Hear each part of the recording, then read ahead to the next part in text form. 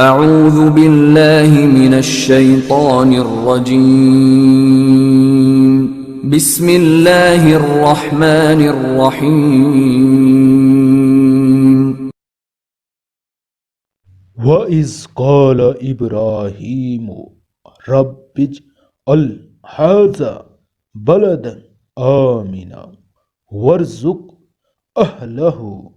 مِنَ الثَّمَرَاتِ مَنْ آمَنَ مِنْهُمْ بِاللَّهِ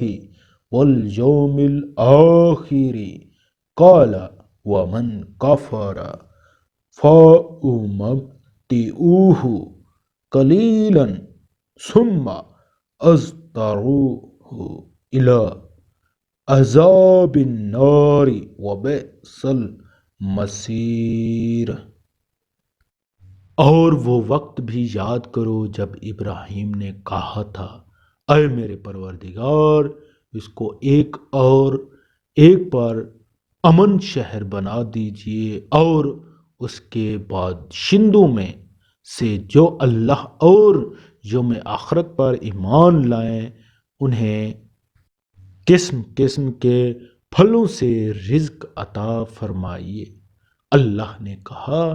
اور جو کفر اختیار کرے گا ان کو بھی میں کچھ عرصے کے لیے لطف اختیار اٹھانے کا موقع دوں گا، مگر پھر اسے دوزخ کے عذاب کی طرف کھینچ لے جاؤں گا، اور وہ بدترین ٹھکانہ ہے۔